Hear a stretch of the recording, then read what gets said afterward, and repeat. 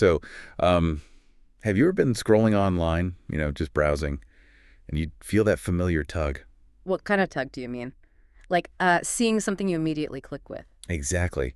Or maybe feeling this like pressure, this urge to publicly jump in and declare where you stand on some issue. Oh, definitely. That happens all the time. And that feeling, that conviction, it feels really yours, doesn't it? Deeply personal. It absolutely does. Like it comes straight from your core values. But here's the thing we've been thinking about. What if those thoughts, those opinions, the beliefs that feel most genuinely you, what if they're actually being shaped? Subtly, maybe even, well, expertly, by forces you don't even see. Forces operating just beneath the surface. Oh. Yeah, that's a big thought. Welcome to the deep dive. Today, we're taking a plunge into this really fascinating area. Honestly, it's a bit unsettling, too. It really is. We've been exploring how our opinions actually get formed in this, super connected, information overloaded world we live in now. Right. Looking at those surprising, often hidden forces that influence what we think we believe. And trying to figure out what it even means to think for yourself anymore when information is everywhere and social pressure is just constant. It feels incredibly timely, doesn't it? And yeah, unsettling is the right word. It really cuts to the core of like who we are as individuals in this digital age, autonomy, identity, all that. Yeah. So our mission, I guess, in this deep dive is to unpack some of these really complex ideas about belief, how identity gets tangled up in what we think, and all the different ways influence works. We'll look at algorithms, obviously, but also social stuff, group dynamics. You mentioned empathy earlier. Yeah, even something fundamental like empathy, how it can be kind of twisted or leveraged. We want to connect these big ideas back to some, well, pretty striking examples, historical ones, modern ones. Okay. The goal, really, is to get better at spotting these patterns, understanding the dynamics underneath it all, so maybe they have a bit less power over us. Sounds good. Okay, let's just dive right in then. The big question we keep coming back to.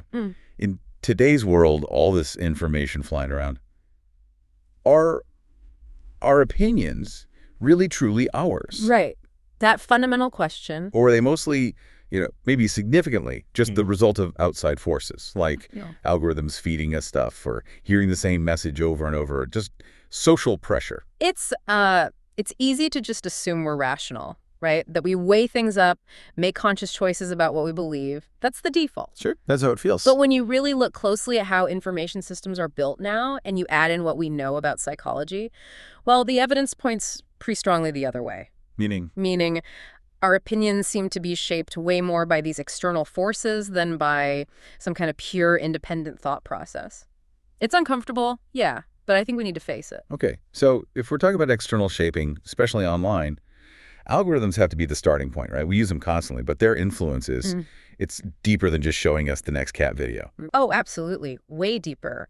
Algorithms today are incredibly sophisticated. Their main job, usually, is maximizing engagement, keeping you scrolling, clicking, reacting. Leaving eyeballs on the screen. Exactly. And they do that by latching onto your existing tendencies. So say you watch one video about, I don't know, solar panels. Okay. The algorithm doesn't just go, oh, here's another solar panel video. It sees that flicker of interest and it amplifies it actively. Amplifies how? Well, it might start showing you more niche content within that topic.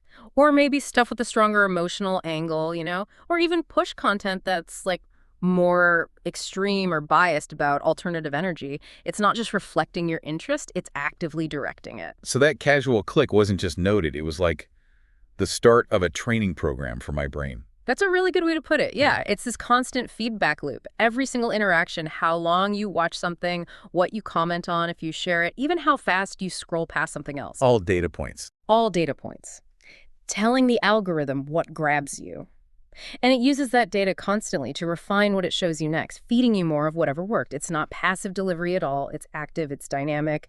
It's basically training your attention span and, yeah, shaping your worldview bit by bit. Yeah. It learns what triggers your emotions, anger, validation, curiosity, fear, whatever, and it uses those triggers to keep you hooked, pushing you deeper and deeper into certain kinds of content, certain ways of seeing things. It's like it learns your emotional buttons and just pushes them. Pretty much. And the more you engage with that stuff that hits you emotionally, the more it fills up your feed, creating this kind of, well, this psychological echo chamber. Right. And you mentioned repetition.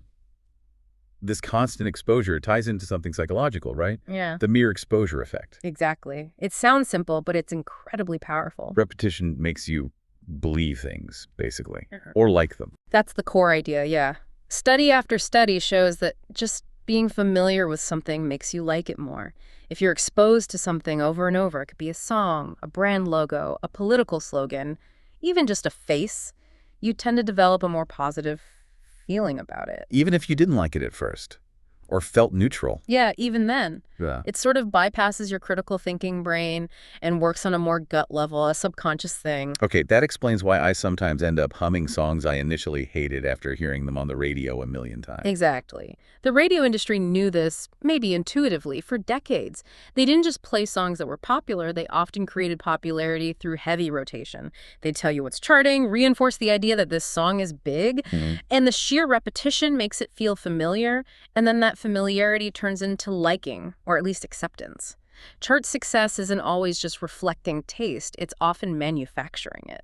And you see that elsewhere too, right? Like celebrity culture and attractiveness. Oh, absolutely. Think about it. Certain actors, models, influencers, they're everywhere. Magazines, ads, social media, they get labeled as beautiful or handsome. Right. And just through relentless exposure, that constant repetition, they become the standard. We see them so much. Their features get baked into our brains as what attractive looks like. You kind of forget to ask yourself, would I have even noticed this person walking down the street if they weren't famous? Exactly. It's normalization through repetition.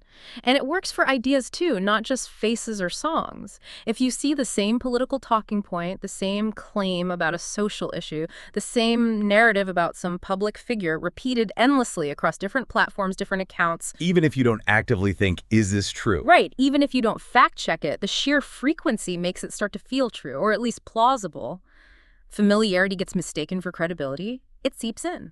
And this is all happening inside this vast internet ecosystem that gives us this incredible feeling of unlimited choice, total access to everything. That's the great illusion, isn't it? The internet is huge, technically. Infinite information, diverse views, they're all out there, somewhere. But that's not what we actually experience day to day. No, your actual experience is totally mediated, filtered by algorithms, by platforms, what shows up in your feed, your search results, your recommendations. It's all curated. How so? What's doing the curating? Well, platform incentives are huge. They push content that drives engagement, and often that means emotionally charged stuff, controversial stuff, whatever's trending. Popularity metrics amplify what's already getting attention. So these systems act like powerful, usually invisible gatekeepers. So I might think I'm exploring freely, but I'm actually just digging deeper into a personalized trench the system dug for me. That's a good way to visualize it, yeah. The vast landscape is there, but your window onto it is deliberately shaped, narrowed based on your past clicks and likes. You're not really choosing from infinite options. You're choosing from a menu designed to keep you predictable and engaged. Which limits exposure to anything genuinely different that might challenge that echo chamber. Significantly limits it, yeah. Okay, so let's try and pull these threads together. We've got algorithmic amplification, this power of repetition, making things feel true, the illusion of choice. It brings us back to that core question, doesn't it? These opinions we hold, they feel so real, so personal. But are they real, like truly freely chosen? Well, they definitely feel real to the person holding them. That's the absolute key. You experience it as your choice, your conclusion. Right. But as we've been discussing, the process behind it is often way less about conscious thought and way more about subconscious shaping. Your exposure was steered, ideas got reinforced by repetition, making them feel credible. They got validated by social proof likes, shares, comments in your bubble. Filtered by systems prioritizing clicks over truth. And they tap into biases that feel like intuition, but might just be, well, constructed. It really makes you question the origin of, well, almost everything you think you like or believe, doesn't it? Yeah. How much of my taste in music or my sense of humor or even my core political beliefs is just the result of all this calibrated exposure and reinforcement. It's a deeply philosophical question. Yeah. And yeah, pretty humbling. Is your gut instinct telling you this is right? Or is that instinct just the pathway that's been most heavily reinforced by the algorithm? That the things that feel most uniquely you might actually just be a really successful output of some optimization code. Yeah. It's unsettling. Deeply unsettling. But let's push this even further. What if someone hears all this and thinks, Okay, fine, but I question things. I'm skeptical. I don't just buy it. I look for critical analysis. Can even that impulse, that resistance, be somehow engineered, curated? Yes. This is where it gets really tricky, almost like a philosophical trapdoor opens up. Hmm. Because the system, the algorithms, they're smart enough to recognize that pattern too. What do you mean? If an algorithm flags you as someone who resists mainstream narratives, someone who likes digging into arguments, questioning authority, it doesn't try to make you average. It doesn't start feeding you bland, conformist stuff. It doesn't try to push you back to the middle ground. Exactly the opposite. It recognizes that your engagement comes from being skeptical, from wanting alternative views, maybe from enjoying intellectual sparring. So it feeds that. Yeah. It pushes you towards content that's critical of the mainstream, towards debate shows or philosophical channels that deconstruct common beliefs, towards news sources that brand themselves as independent or counter-narrative. So instead of major news headlines, my feed fills up with critiques of those headlines. Instead of pop music, I get analyses of why pop music is shallow, or recommendations for obscure bands. Precisely. It feels like you're resisting the machine. It feels like you're outside the mainstream because everything you consume is explicitly anti-establishment or critical or analytical. But the algorithm is just curating your resistance. It's feeding your specific bias, the bias towards skepticism or contrarianism or intellectualism. It keeps you just as engaged, just as locked in a bubble as the person consuming mainstream stuff. It's just a different kind of bubble, one defined by its opposition. Wow. That's the paradox then, the trap. If even my skepticism, my search for deeper understanding, is being algorithmically encouraged and catered to, is a truly independent opinion even possible within that system? It's a really difficult question. Maybe, maybe not. If you're solely relying on information delivered through these curated channels, even the critical ones. So what's the alternative? It seems like it requires a really active, conscious effort to disrupt your own patterns, to deliberately step outside any curated stream, even the one that makes you feel smart or independent for questioning things. And that means doubting yourself, not just the system. Exactly. And that's incredibly hard for the ego. Doubting the media, the algorithms, that's one thing. But actively questioning the origins of your own most cherished, most critical, most independent feeling thoughts, that takes guts. Asking, did I really reach this skeptical view through pure reason? Or did the algorithm just notice I like to question things and feed me everything that reinforced that identity? Oof, that's tough. It is tough. But that willingness to look in that mirror, to question the source of your own skepticism, maybe that's where genuine intellectual freedom actually begins. But yeah, it demands huge self-awareness, humility even. Okay, let's shift gears a bit. We've talked a lot about the tech, the algorithms, but there's the human element too, right? The social dynamics. That powerful, sometimes overwhelming pressure from other people. Absolutely. It's not just machines, it's us interacting with each other within these systems. And one thing you notice is how many people seem to form really strong opinions fast, without appearing to do a lot of deep digging or research first.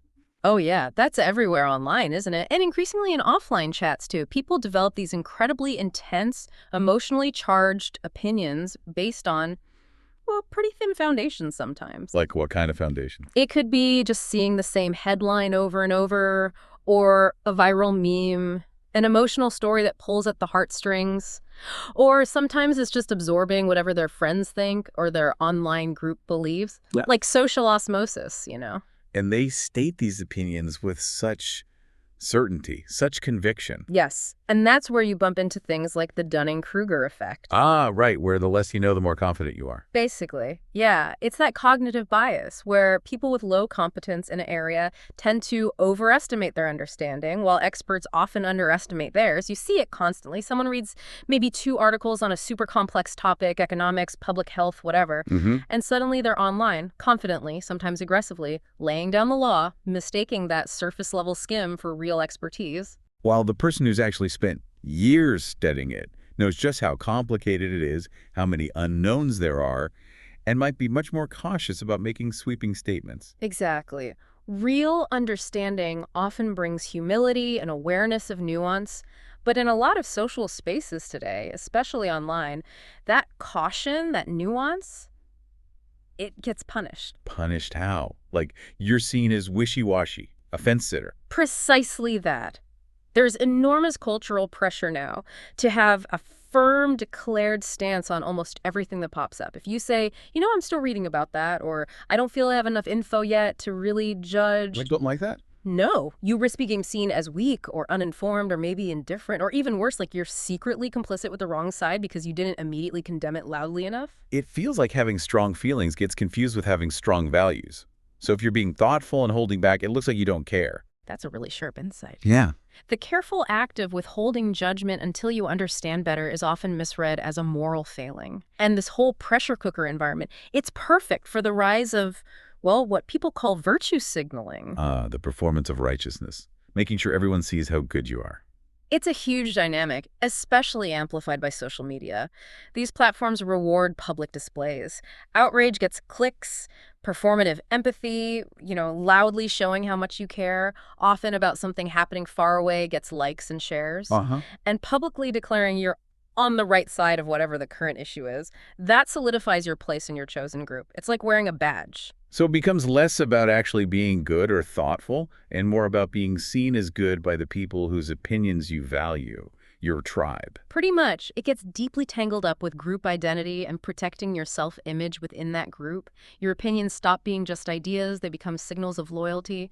Performing the correct opinions shows you belong. And the irony is... Well, the irony, as some people point out, is that sometimes the loudest public moralizers might be the least engaged in the quiet, difficult, unshowy work of actually being ethical or helping others in tangible ways. Stuff that doesn't generate viral content, So you see this pattern emerging. Mm-hmm. People form shallow opinions, maybe based on emotion or repetition. Right. Then they repeat them loudly, performatively, to signal, I'm one of the good guys, to fit in. Validate their identity. And often they reinforce this by attacking or shaming anyone who doesn't echo that exact same opinion or performance. And that cycle just creates so much noise. It completely drowns out the quieter voices, the people maybe trying to genuinely understand, the ones willing to sit with complexity, the ones still learning. The pressure is immense. Join the shouting match because silence gets misinterpreted as agreement with the enemy. Which brings us back to that idea of withholding judgment until you're informed. You called it intellectual humility earlier. I did. And in this climate, it feels incredibly rare and valuable. It's a sign of, I think, higher level reasoning, emotional maturity. It's not weakness. Not at all. In a world where loudness is often mistaken for truth and shouting for conviction, that pause, that restraint, that's cognitive honesty. It's remembering, like someone said, not everyone with a megaphone has a map. Sometimes the smartest, most helpful voice in the room, online or off, is the one willing to say, hang on, I don't know yet, or I need to look into this more. That really resonates. Holding on to that willingness to say, I don't know, or even to change your mind later, feels like a crucial act of resistance against all this performative noise. It really is. And we need to reframe changing your mind or admitting your understanding is incomplete. It's not failure. It's not weakness. It's strength. It shows you're open. You're willing to learn. That's progress. Okay, let's add another layer here. We touched on performative empathy, but you hinted at something darker. Weaponized empathy. Taking something good, like empathy, and twisting it. Yes, this is maybe one of the most insidious parts of this whole dynamic because it takes this fundamental human ability to connect and understand, and it flips it, turns it into a tool for division, for power, for control. How on earth does that work? How do you weaponize empathy? Well, there are a few common ways it seems to happen. One is taking that performative empathy we just talked about and cranking it up to 11. Okay. So individuals or groups make these huge public displays of their empathy, often very dramatically, not really just to support victims, but to signal their own moral superiority, and crucially, to shame anyone else who isn't performing empathy in the exact same way or to the same degree. So the logic becomes, if you don't feel this as intensely as I say I do, or if you question my proposed solution, you must lack empathy. Exactly, and therefore you're immoral. It frames disagreement not as an intellectual difference, but as a fundamental character flaw, a lack of feeling. Which shuts down any real discussion immediately. Instantly. Another way is through selective empathy. Empathy is hard work, it takes effort. But it can be deliberately focused only on certain groups or causes the ones that align with your group's agenda or identity while being actively withheld from others. Others outside the circle or opponents. Right, so you create this hierarchy of whose suffering actually matters. It can justify indifference or even hostility towards those deemed other. Their pain is ignored or sometimes, really disturbingly, framed as something they deserve. And just using the label lacking empathy becomes a way to win arguments without actually arguing. Oh, it's incredibly effective as a tactic. If you can successfully paint your opponent as unempathetic, you portray them as cruel, cold, maybe even evil. And then why bother engaging with their actual points? There's no need to debate someone who's fundamentally immoral because they just don't feel correctly. So instead of empathy building bridges, it's used like a sword to divide, shame, silence people, and fuel that moral grandstanding where showing how much you feel is more important than actual understanding or finding common ground. Precisely. It weaponizes emotion. It turns our capacity for understanding into a tool for social policing within a group and for demonizing those outside it. Can we reclaim real empathy then? I think we have to try. But it requires real humility admitting you can't fully know someone else's experience. It means accepting that empathy doesn't equal agreement. You can try hard to understand someone's perspective and feelings, even if you completely disagree with their conclusions. And resisting the urge to use your feelings as proof you're morally right. Yes, resisting that temptation to use your emotional reaction as a badge of moral superiority, that's key. Yeah. Genuine empathy is quieter, maybe messier than the performative kind. Wow. Okay, when you start layering all of this together, the algorithm staring us, the repetition shaping belief, the illusion of choice, the social pressure, the virtue signaling, this weaponized empathy, it stops feeling like random problems. It starts to look like an architecture, a system, maybe an engineered separation. Yes, that's exactly the feeling, like fitting pieces of a puzzle together, and the picture that emerges is, well, it's pretty chilling. Whether it's all deliberately designed from the top down, or just what naturally happens when systems optimize purely for engagement.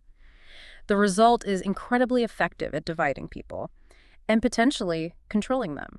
Let's trace that chain again, how it leads to division. Okay, yeah, it's useful to see the steps. It starts, like we said, with algorithmic exposure.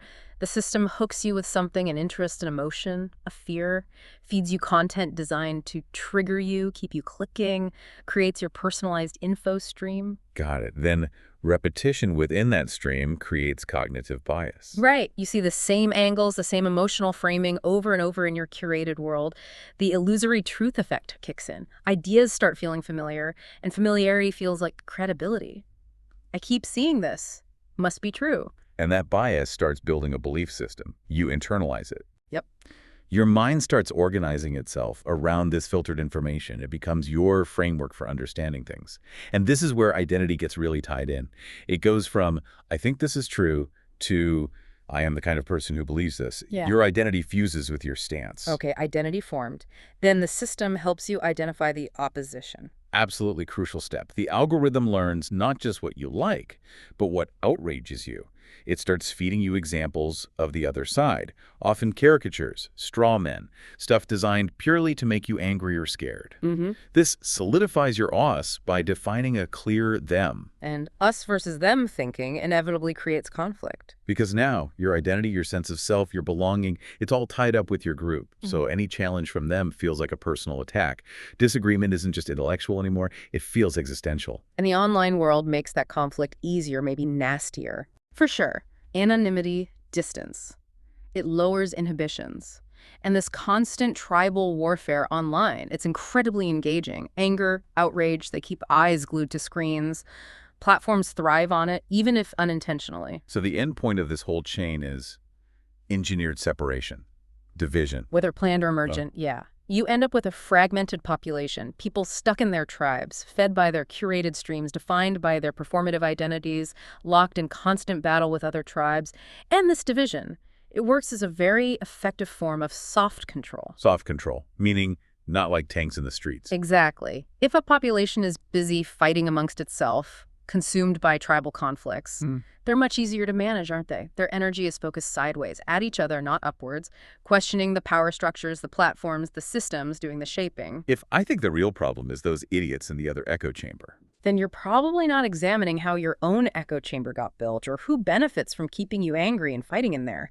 It's control through information architecture, emotional engineering, identity manipulation. Subtle, but maybe more powerful in the long run. that is, quite a sobering picture. Yeah. But if we zoom out even more, this whole architecture of division, this group conflict, it seems like it taps into something really deep in us, doesn't it? Our basic human wiring for, like, mass compliance, groupthink. You're absolutely right. This isn't just a creation of the internet. The internet might amplify it, weaponize it in new ways, but the vulnerability is ancient. It's built on our fundamental nature as social beings. Our need to belong. Exactly. Survival for humans for millennia depended on sticking with the group, being part of the tribe. So we're often wired to prioritize fitting in, maintaining that group harmony, even over being factually correct as an individual. You'd rather be wrong but accepted than right but alone. Deep down, biologically, socially, that drive towards acceptance is incredibly strong. Fear of being cast out, social exile, is a primal fear. Yeah. And that deep need for belonging, that's the fertile soil where mass compliance can take root. It's not about lack of intelligence, it's about that fear. So what are the key psychological drivers that make mass compliance possible? You mentioned a few earlier. Yeah, there are several really powerful ones. First, there's social proof, or the bandwagon effect. We look around us for cues. What's everyone else doing? What does everyone else seem to believe? We assume the crowd knows best. Which works if the crowd is running from a tiger. Right. Good survival instinct then. But apply it to complex ideas, politics, beliefs. The popularity of an idea doesn't actually mean it's true, but we often act as if it does. And the fear of not going along with the crowd. The Asch experiment showed that starkly. Solomon Asch's conformity experiments from the 50s are just mind-blowing. People looking at simple lines, asked match lengths. But when everyone else in the room, who were actors, started giving the obviously wrong answer, People caved. a staggering 75% of participants conformed to the wrong answer at least once. Even though they could clearly see it was wrong. Why? Pure fear of social rejection, of standing out. The need to belong literally overrode their own senses. Wow. And then there's Milgram's obedience experiments. Even more chilling. Stanley Milgram in the 60s. Yeah. Deeply controversial but revealing. Showed our powerful tendency to obey authority figures, even when told to do things that violate our conscience. Ordinary people giving what they thought were painful, maybe lethal, electric shocks. Just because a guy in a lab coat told them to? Largely, yes. Factors like deferring to the authority, feeling like responsibility was diffused as just following orders, and the fact that the shocks increased gradually, making each step seem like only a small escalation, it all contributed. So these experiments show just how fragile individual judgment can be against group pressure or authority. And history has examples of this playing out on a mass scale, right? Long before algorithms. Absolutely. These historical cases give crucial context. They show this isn't new. Think about the weird serpent in the sky thing in Massachusetts, 1833. What was that? After a massive meteor shower, the Leonids, one of the biggest ever seen, reports started spreading, fueled by suggestion, maybe existing religious anxieties amplified by newspapers. Loads of people became convinced they'd seen a giant fiery serpent in the sky. Not just meteors. No, a serpent. It wasn't a mass hallucination. It was a shared belief shaping how they interpreted the event, driven by suggestion, group hysteria, and the authority of print. Khazar. Or the dancing plague of 1518. Strasbourg. Hundreds of people just started dancing uncontrollably for days, weeks. Many died from exhaustion. Likely mass psychogenic illness, triggered by extreme stress, famine, disease mixed with religious beliefs about curses. But it spread because people believed a supernatural force was doing it. The shared delusion became reality. And the Salem witch trials, of course. Salem, 1692. A terrifying example of groupthink and fear gone wild. A few accusations snowball into mass hysteria. Trials based on spectral evidence, dreams, and visions treated as fact. People pressured to confess, accuse others, driven by religion, fear of being accused themselves, and overwhelming social pressure to accept the narrative. Doubting was dangerous. Even the more recent War of the Worlds broadcast panic in 1938. Right. Orson Welles' radio play, done like news bulletins. People tuned in late, missed the intro, and because radio felt authoritative and the style was realistic, they panicked, thought Martians were actually invading. Shows how trusted media plus anxiety plus lack of easy fact-checking could create mass delusion. When you line up these historical examples, the parallels to today are really striking, aren't they? In each case, you had some authority figure or medium preachers, newspapers, radio, and a social environment ready for conformity. And now, maybe the algorithm is the new authority. That's the provocative thought, isn't it? In the past, it was a person or a specific medium acting as the gatekeeper, the validator of reality, sometimes fostering these delusions. Today, algorithms kind of perform that role. How so? They decide what gets seen, what narratives get amplified through shares and trends. They reinforce belief by creating echo chambers. They reward conformity likes, validation making narratives feel real just through sheer, constant exposure. Just like the stories of the serpent or the witches felt real back then because everyone was talking about them. So the modern serpent isn't in the sky, it's writhing in your feed, served up constantly because the algorithm knows it grabs you. That's a powerful image, yeah. And it works so well because it exploits those deep human vulnerabilities we talked about. Fear of exile is stronger than desire for truth. Need for order is stronger than comfort with ambiguity. We trust perceived authority, whether it's a person or code, more than our own reasoning. And shared delusions feel safe. Standing alone feels scary. So mass compliance isn't a bug, it's always been a feature of being human. It seems like it evolved as a feature, yeah, for group survival. But now, in this digital age, where that feature can be exploited by systems designed to manipulate attention and bias, that feature becomes a critical vulnerability. History shows the dangers when collective belief steamrolls individual thought, and today's tech seems to have perfected the tools for leveraging that ancient tendency. Okay, so given this whole picture, Huh. which is, frankly, pretty overwhelming, Yeah. what can possibly be done? How do we navigate this? How do we reclaim any agency? Well, the absolutely vital first step, the thing that starts to crack the wall, is just awareness. Recognizing these mechanisms are operating, understanding how your own views might be shaped, acknowledging the social pressures, just seeing it is a huge first move. It's like noticing the water you're swimming in. Seeing the forces that want to take your agency is the start of getting it back. Exactly. And once you have that awareness, there are concrete things you can practice, ways to push back. One is cultivating like radical self-awareness, paying close attention not just to what you're thinking, but how you're feeling when you're online. Noticing when you feel that jolt of outrage or fear or that sudden urge to jump in and signal belonging. Those emotional spikes are often flags that the shaping mechanisms are hitting their mark. And pushing back against the speed, the pressure, embracing slow thinking. Oh, absolutely crucial. Resist that immediate pressure to react, to comment, to form an instant opinion, to join the chorus. Give yourself time. Read past the headline. Look for different viewpoints. Be okay with not knowing right away. Intellectual patience is like an antidote to the digital rush. And try to foster more nuance. Yes, make space for complexity, both in your own head and when you talk to others. Remember, disagreement doesn't automatically mean the other person is evil or stupid. Try to have nuanced discourse. And practically maybe stepping away more, breaking out of the bubbles. Definitely. Digital minimalism can be a form of resistance. Schedule time offline. Let yourself be bored. Sometimes real thinking often happens in those quiet moments the internet wants to fill. Reclaim your attention. And yeah, actively expose yourself to randomness. Deliberately seek out sources, views, people you wouldn't normally encounter. Poke holes in those curated walls. And keep questioning yourself internally, asking why you believe something. That's maybe the hardest but most important part. Self-honesty. Ask, do I believe this because it feels good? Because it makes me feel righteous or smart or like I belong? Or do I believe it because I've genuinely tried to examine it, looked at different sides, and concluded, based on reason and evidence, it seems the most likely truth, even if it's uncomfortable? Questioning your motivations is key. So the real power, the core of independent thinking, isn't just having opinions, it's constantly questioning where they came from. I think so. That's the starting point for real intellectual autonomy. It's not about endless, paralyzing doubt.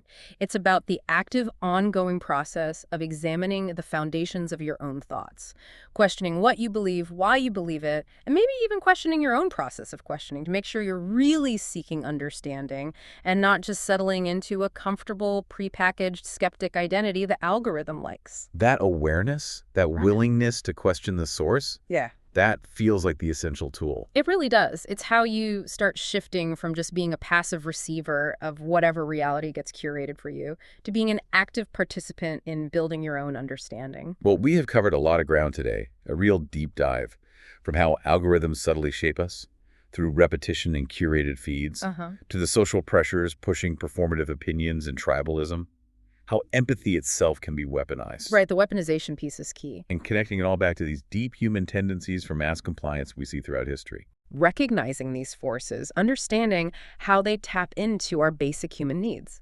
It's challenging. It's not easy to see. So your willingness, listening to this, even considering these dynamics, looking critically at your own thoughts, that's a significant act of agency right there in a world that often just wants to automate what you believe. It feels like in a world where information is so heavily sculpted, where fitting in often seems more important than truly understanding, maybe the biggest rebellion is just refusing to conform without asking why. How do you know if the tune you're dancing to is real or just generated by the system to keep you busy? That's the million-dollar question, isn't it? Maybe the most radical act of independent thought today isn't loudly shouting what you believe, but quietly, persistently asking yourself, who taught me to believe this? And why? And why? A powerful question to leave us with. Thank you for joining us on this deep dive. Keep questioning, keep exploring.